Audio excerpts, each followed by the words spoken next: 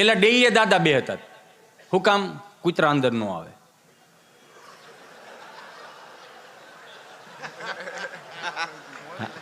હવે વાંધો નહીં. હવે પેલા ડેઈએ દાદા રાખતા. હું કામ? ભાઈ કૂતરા અંદર ન આવે. અને હવે કૂતરા ડેઈએ રાખે. હું કામ? માણસ અંદર ન આવે. જો તો ખરા, જ્યાં 5 આંગળા ભેગા કરી મને તમને પરંપરા રીતિ રિવાજોના આ સંતો મને તમને શીખવાડી જાય. નકર આ પોતે ધારણા પારણા ચાંદ્રા એનો કરે છે. આપણને નકરા ટેન્ટામનું બહરાટી બોલાવે લ્યો. અને પાછું આ ભારતીય સંસ્કૃતિમાં જ એવું છે. 20 રૂપિયા શ્રીફળ લઈને જવાનું, ફોડીને પી આવવાનું. 9 જણા મજા આવ્યો. બહુ સારું બનાવ્યું હતું. ખાલી 20 રૂપિયામાં 8 જણા પાછા. હો એ તો જવો. હાલો હાલો ત્યાં ખાવાનું ભાવ મળે. હું તો એ કહેતો હતો ઘસમાં, મેં ક્યાંક બોલાણું હતું. મેં કીધું આ કુટુંબના એક કોઈ પણ કુટુંબ હોય ને એને પૂરા હોય. આ તો વધીને આપણે હાલો ને 70 વર્ષ 80 વર્ષમાં વિદેશમાં આટા મારવા માંડ્યા. આ 150 200 250 વર્ષ પહેલાં આપણા પૂર્વજો ગયા હોત તો અત્યારની બહુ કંટાળી દે. તો આપણે પૂછીએ કે તમારે પૂરા ક્યાં? તો કે મેલબોર્ન. વિધિએ માનતાઓ કરે તો આપણે તૂટી જાત ને ભાઈ. ક્યાંય માનતા કરવા જવાની જરૂર નથી. સિદ્ધેશ્વર અને કષ્ટભંજન વિયાવો મારા બાપ, અને છેલ્લે ગઢપુર વિયાવો. તમારા બધાય તમને કહું દુઃખ દર્દ દૂર થઈ જાય. અને એમાંય અહીંયા 16 ચિહ્ન સાહેબ. એ તો જુઓ ભગવાનની હયાતીમાં સ્પર્શ કરીને એમ કીધું કે અહીંયા જે કાંઈ પણ તમે તમારા દુઃખ મૂકશો અને આમ તમે સ્પર્શ કરશો તોય તમારા દુઃખો દર્દ દૂર થઈ જાય. એટલે કેવા વડીલો હતા?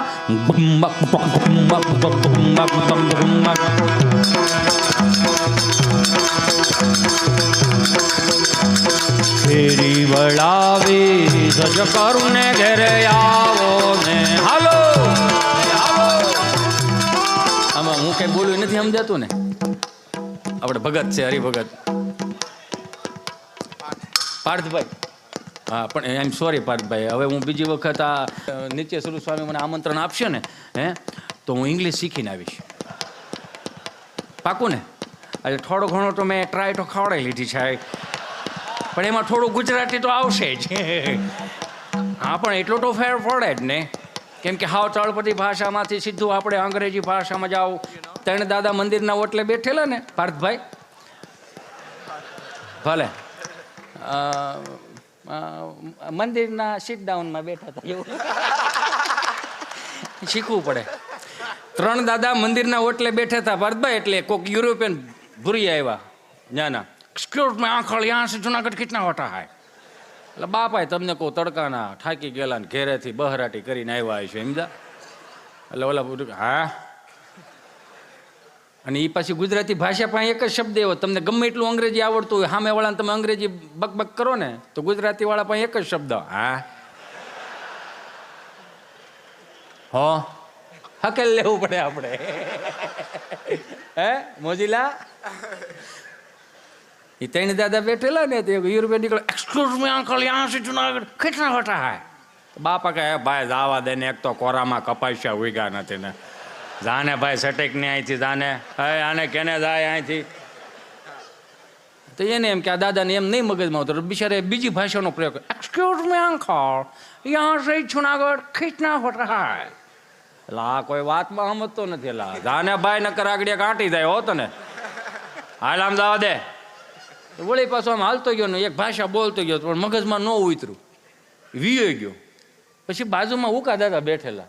ઉકા દાદાએ કીધું હા વલ્લભભાઈ, આ તમને લાગતું નથી કે 70 વર્ષે ભાષાઓ શીખવી જોઈએ? કાં? એ કે હવે આપણા છોકરાઓ ગુજરાતી બોલતા નથી. એ આપણી ઘેરે આવે તો 5 દી આવ્યા તો નકરું અંગ્રેજી ને હિન્દી બોલે રાખે. આપણને ઉપરથી જાય ભાઈ. તો તમને નથી લાગતું કે 70 વર્ષે ભાષાઓ શીખવી જોઈએ? પછી વલ્લભ દાદાએ કીધું ઉકાભાઈ, જે પેઢીઓએ તમને મોટા કર્યા છે અને જે તળપદી ભાષામાં તમે મોટા થયા છો, તો હું એમ કહું છું કે જે ખીલો પકડાયો છે ને એ ખીલો પકડી રાખજો. કે કાં? એ કે હવે ભાષાઓ ન શીખાય. કેમ પણ? એ કે એને 3 ભાષા આવડતી હતી, આપણી પાસે એકેય કાયમ લાગી. આ સમજાય ને વંદન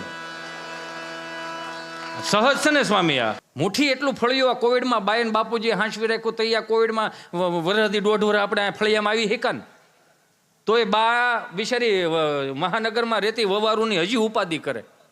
છોકરાને ફોન તો કરો, દિવાળી આવવાના છે કે નહીં? આ નહીં, મારો ફોન ક્યાં તમે મૂકો? આવા છે. હા આવું પેલેથી આમને જ આવેલું આવે છે. બા ફોન કરે છે ને વહુને. હાલો, જય સ્વામિનારાયણ રસીલા, જય સ્વામિનારાયણ. જય સ્વામિનારાયણ. બા કેમ છો? મને સારું છે, પણ વિમળા કાકી કહેતા હતા કે તમારે રસીલા હમણાં બીમાર થઈ ગઈ હતી. હા બા, મને થોડીક તકલીફ થઈ ગઈ હતી. ઠે કાંઈ વાંધો નહીં. હું કીધું ડાક્ટરે બા આરામ લેવાનું કીધું. કાંઈ નથી કરતું તોય આરામ લેવાનું કીધું.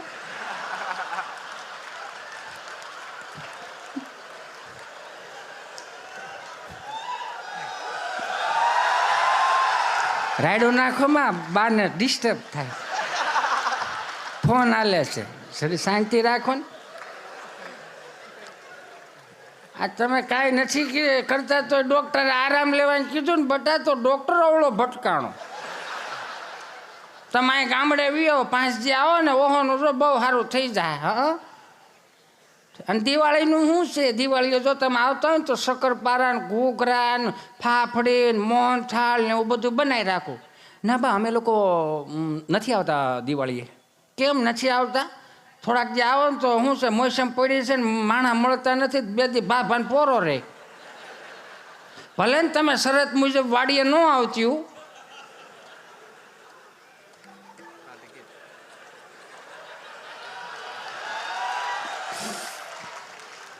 તમે જે શરત રાખી હતી ને એ પ્રમાણે શરત આપણે પાળશું ને તમે પાળજો. પણ આવો તો સારું, પણ દિવાળીએ કેમ દેહમાં નથી આવતા? બા 15 દી માટે શું આવું? તમે જો તો ખરા, 15 દિવસ માટે આવશું તો કેટલા લબાચા ફેરવવાના. આમે બા ટિકિટો તો મળતી નથી. કોણે કીધું ટિકિટો નથી મળતી? ઓહન ટિકિટો મળે. આ ઉકા દાદા ને વલ્લભ દાદા ને છોકરાઓ નહીં આવ્યા, બસે આખું ફળિયું ભરી દીધું. પણ બા 15 દિવસ માટે શું આવજો? તમારા દીકરાને ઓફિસો ખોલી જાય છે અને છોકરાઓને નિશાળો પણ ખુલી જાય છે, તો 15 દિવસ તમે શું કરશો અહીંયા? એમ તો બા 15 દિવસ માટે અમે કુનુ મનાલી જઈએ છીએ. કુનુ મનાલીનો શું છે અહીંયા? ને બા પર્વતો ને ડુંગર ને એવું બધું, બરફ ને એવું. અચ્છા, બરફ ઉલાળવા જાવ છો? બરફના હામાં ગોળા ઉલાળવા જાવ છો ને? પછી ફોટા મૂકશો ને ગામને દેખાડશો. કેવું સારું નહીં તમારે? પણ ત્યાં બરફના ગોળા ઉલાળવા એને કરતાં શેઢે પાથરો લઈને ઓપનર સુધી ઉલાળી દો, મોસમ પૂરી થાય. આ તમારે હાટું છે, નકર અમારે શું ઢવડો કરે? ઓહા ને અમે માળાઓ ફેરવી રાખશો તો તમે શું છે? આ તો અમે સહી ત્યાં સુધી હસવાય, નકર બટાઈ બાવળિયા થઈ જાય. આવો સારું, બીજું તમે શું કહે? તો આમ તમે કેમ કહો છો કે ટિકિટો જ નથી મળતી? આ ઓલો કોવિડ આવ્યો હતો તો એ તો સુઝુકી ઉપર પોણોઠી વાળીને આવી હતી. સાઈડમાં વિમલમાં ઠેલા બાંધતા હતા, હવા ભરવાનો પંપે હાથમાં હતો. સારું, તમને ઠીક લાગે એવું કરો. આ તો જો અમે સહી ત્યાં સુધી હાંસવશું, નકર અહીં બાવળિયા થઈ જાય.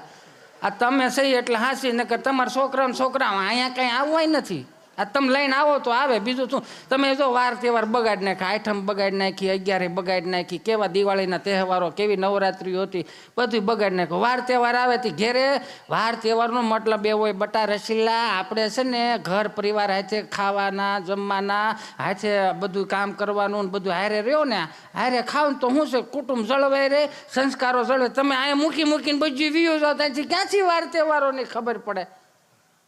કઈ નહીં બા, હવે એવું કંઈક ધ્યાન રાખશું. હવે હું ધ્યાન રાખો, હવે શાળાનું થઈ ગયું. કાંઈ નહીં, સારું, તમને યોગ લાગે એમ કરો, જો તમને મજા આવે ઠીક, પણ આરામ કરજો હો તમે પાછા. અમારે જેવું હોત તો કેદુનો ગળે ફાંવ ખાઈને મરી ગયો હોત.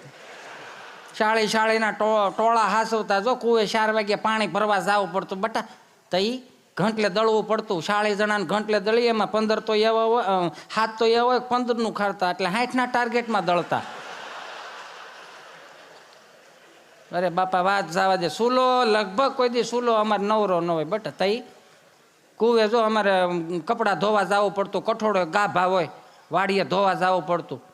તઈ બાપા લાયક અમારે કામનો ઢવડો હતો. અને 8 છોકરા હોય તો 8 દૂન 16 ગોદડા હોય. ડાયપર નહોતા ને એટલે વાદળા વીખવા જવાના.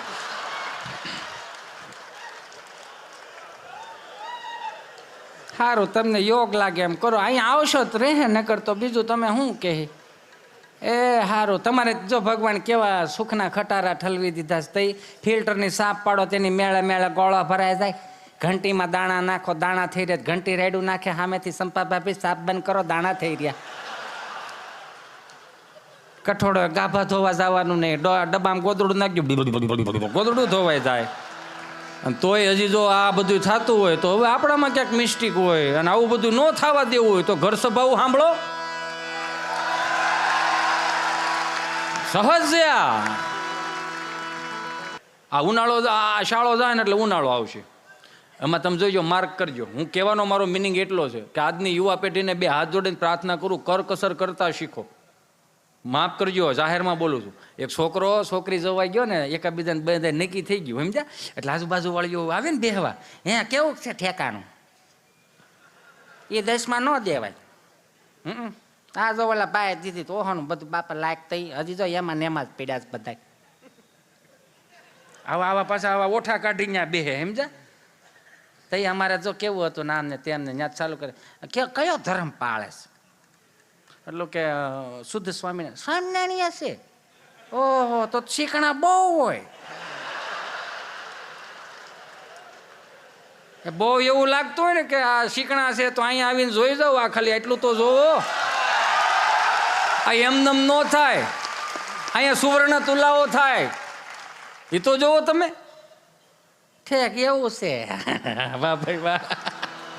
તાજો સરપંચ થયો છે ને, તો એક બેનના ઘરવાળા ધામમાં ગયા છે. તે બેનનો વલોપાત હતો. આ બેનનો વલોપાત છે, દાંત કાઢતા ને કોઈ હરમ રહો તો કદી દાંત કાઢ મારા. એ બેન રોતા હતા, તમે મને એકલી મૂકીને કેમ છે લાગે, છોકરાઓનું શું છે, કઈ રીતે મોટા કરવાને. સરપંચ ને ઉપસરપંચ ને આખું ગામ ને બધા ઉભેલું. સરપંચ એમ ઢીલા પડી, બેન ચિંતા કરમાં, બેન તારો ભાઈ બેઠો છે, ચિંતા કરમાં, દીકરા દીકરીઓને હું ભણાવી દઈશ, નોકરીએ ચડાવી દઈશ, લગ્ન પ્રસંગ વગાડીને વાંધો ને તમતા. બસ હા બસ એમને કોઈક રોતું હોય તમને દાંત કે ના આવે. બેન ચિંતા કરમાં, હું તારો ભાઈ બેઠો છું, દીકરા દીકરીને મોટા કરી દઈશ, બેન નોકરીએ ચડાવી દઈશ, લગ્ન પણ કરાવી દે, બેન ચિંતા કરમાં, તારો ભાઈ બેઠો છે. એ બેન એ વિષય ઉપર મૂકીને બીજા વિષય ઉપર, પણ એનો કઈ વાંધો નથી. મને એને પ્રોમિસ આપેલું. શું પ્રોમિસ આપ્યું તું બેન? એ મને કીધું તું તને 4 ધામની યાત્રામાં લઈ જાય. મને 4 ધામની યાત્રામાં કોણ લઈ જશે?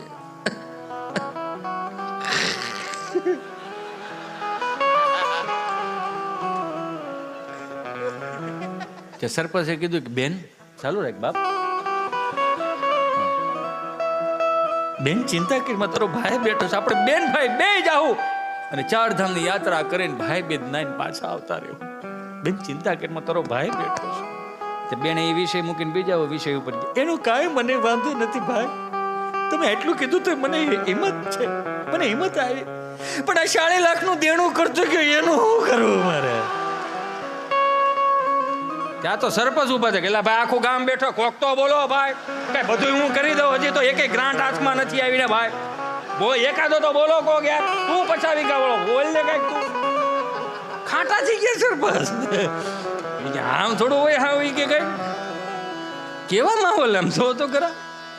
અમારો ગભો મારી પાસે મને કહે કે હાલ ને, એટલે હું વ્હાઈટ એન્ડ વ્હાઈટ ડ્રેસમાં બહાર નીકળો ને, તો ગભો મારી પાસે મને કહે કઈ બાજુ? મેં કીધું કાંઈ જવું, કાંઈ એટલે મેં કીધું ખરખરે જવું છું. બેહણું કે ને? મેં કીધું હા હું આવું. મેં પણ તું આય, પણ તારે અહીંયા બોલવાનું કાંઈ નથી, એમને મારે અહીંયા બોલવું હું, અને કદાચ તમે વાતો કરતા હો તો હું બોલું ત્યાં તો વાત તો પતી ગઈ હોય. મેં કીધું સારું હાલ બેસી જા. મેં બોલતો નહીં કે સારું, મેં બેહેરો ને ગયા. દાદાને ફોટો હતો, ખોબો જાહેર નાખી. અરે પૂછતો હતો મેં શું હતું દાદાને? દાદાને કાંઈ નહોતું ભાઈ, કાંઈ નહોતું દાદાને.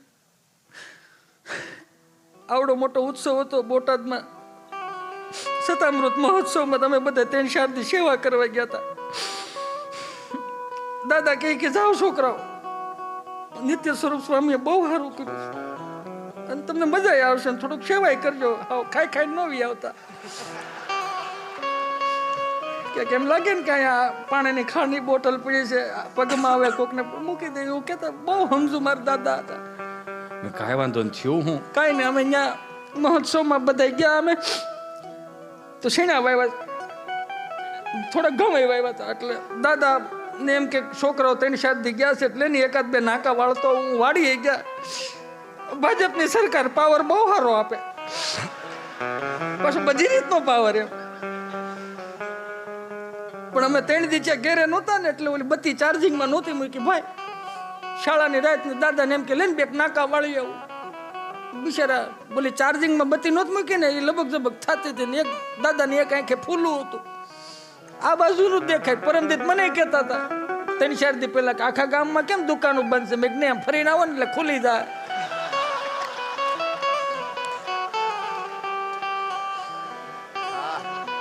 ખુલ્લું હતું, નહોતું દેખાતું. હવે ઈ રાત્રે પાણી વાળવા જતી ને હું દેખાય ભાઈ? મેં કીધું પણ તમારે કેવું જોઈએ ને. પણ કોઈનો બાપનું મારો બાપ નો માને. કાંઈ વાંધો નહીં, જે થયું હું કાંઈ નહીં, વાડીએ ગયા, ખિસ્સામાંથી કૂચી કાઢી, તાળું ખોલ્યું, ટાટર ચડાવ્યું, નારણ ટાટર ચડ્યું અને હાથને મોટો નારણ કોગળો કુંડીમાં આવ્યો. હાલ્યા ગયા અને 5 નાકા વાળા ને ખબર નહીં લાઈટ ગઈ. બત્તી લબક ઝબક થતી હતી. દાદાને એમ કે લેમ્પ ઉઠશે તેમ ઠપકારતા હતા, પણ એને ખબર નહોતી. એ બત્તીને નહોતા ઠપકારતા, એના કાળને થપાટ મારતા હતા. કાળને થપાટ મારતા હતા. ધીમું ધીમું બેટા આ દુખે હો. ડગલા માંડતા માંડતા દાદા ટાટર ચડાવવા જાય. હિતેશભાઈ દાદાને ખબર ન રહી. અમારે 100 ફૂટનો કૂવો ને કાંઠા વગરનો કૂવો, બત્તી ઠરી ગઈ. દાદાને ખબર ન રહી, પગ લપસી ગયો કૂવામાં. દાદા કૂવામાં પડી ગયા અને બત્તી કાંઠે પડી રહી. ગભો બોલ્યો, કેટલા ફૂટ કૂવો છે ભાઈ? 100 ફૂટ કૂવો ભાઈ, અમારો 100 ફૂટ કૂવો. 100 ફૂટ કૂવો? તો કે હા ભાઈ, તો તમારા આ બાજુ તળ બહુ ઊંડા હો. બહુ ઊંડા. કેટલા ફૂટ પાણી પીડ્યું? 70 ફૂટ.